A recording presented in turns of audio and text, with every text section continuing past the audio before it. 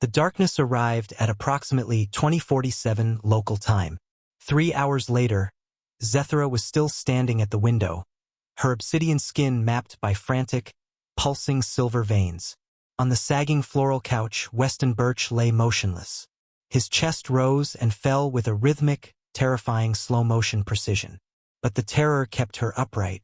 Her own light-dependent biology was screaming at her to fold into the protective hibernation of her species. Yet her military training wouldn't allow it. She watched the shadows swallow the suburban backyard. How did they not scream? To a Vorthani, the disappearance of the sun was a death sentence. Yet Weston Birch was treating it like a scheduled maintenance break. You'll want to hear how Zethra survived the longest night of her life. Trust me on that. It's just a night shift, Zethra, Weston had said earlier that afternoon. He had been smiling then, leaning against his old truck as the sun sat high and mocking in the sky. Zethra had recorded the statement as a tactical deception. As a high-ranking military observer, she was trained to spot lies, but Weston seemed genuinely oblivious to the approaching apocalypse. He had invited her to his base of operations, a 3-bedroom colonial in the suburbs, to witness Earth's nocturnal defense protocols. She expected orbital shields or at least high-intensity floodlights. Instead, she found a man in a beige uniform checking the expiration date on a ham sandwich. Weston moved to the kitchen, his movements heavy and unconcerned. He pulled a battered, dented metal thermos from the counter. "Need the high-octane stuff tonight," he muttered, pouring a thick, ink-black liquid into a plastic cup.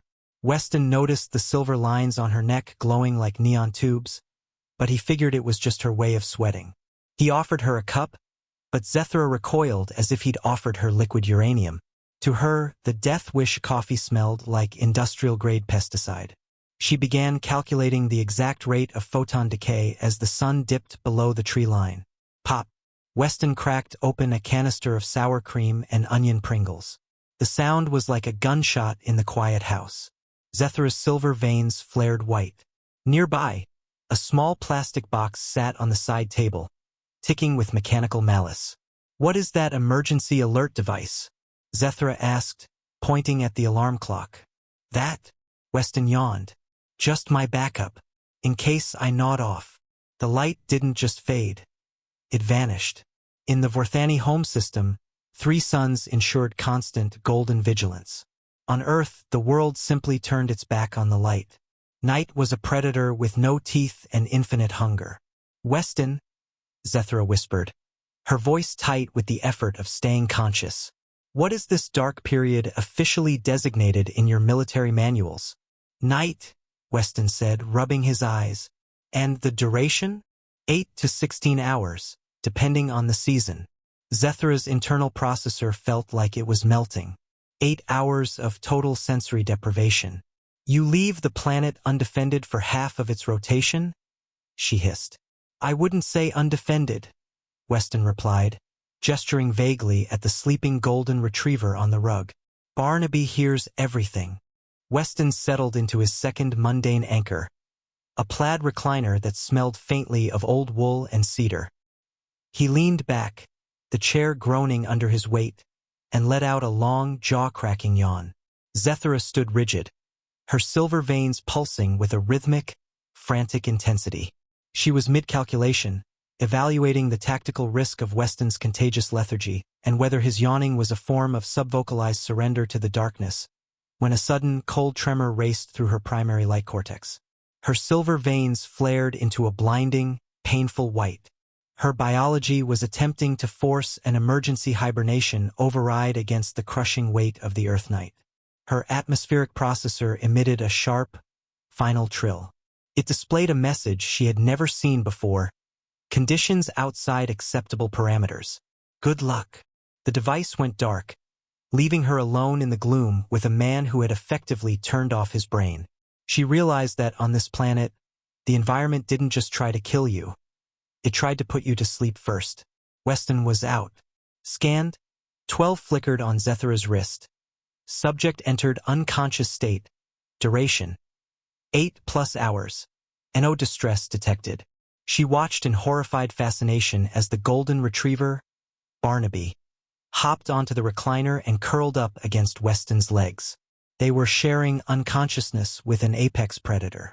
As the mercury-dark shadows crept across the living room floor and the atmospheric processor chirped a final, hopeless farewell to the spectrum of visible light, Zethra realized that the humans didn't just endure the darkness. They invited it into their very minds. Suddenly, the alarm clock on the side table erupted.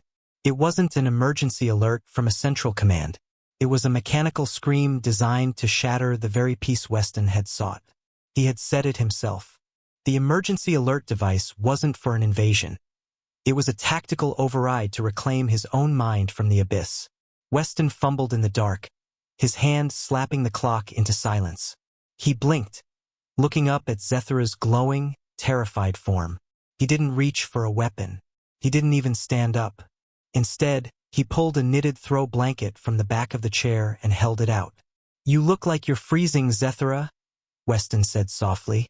Yet, in that moment, the human's casual disregard for the planetary shadow felt more powerful than any Vorthani shield. He closed his eyes again, trust radiating from his posture as if the dark was a friend rather than a foe. Zethra took the blanket, the fabric scratching against her obsidian skin. It felt like a tether to the physical world. The sun returned. I understand on a chemical level why the humans seem relieved. On every other level, I remain concerned. I have formally requested an immediate reassignment to any star system featuring at least 4 suns and 0 plaid furniture. The humans have conquered the dark by simply ignoring it, arming themselves with ticking boxes and death wish liquids. They enter the void every night and expect to return. It is a level of psychological warfare I am not prepared to observe any longer. The silver veins on my neck have finally dimmed. Zethra stood in the driveway as the first golden rays touched the pavement.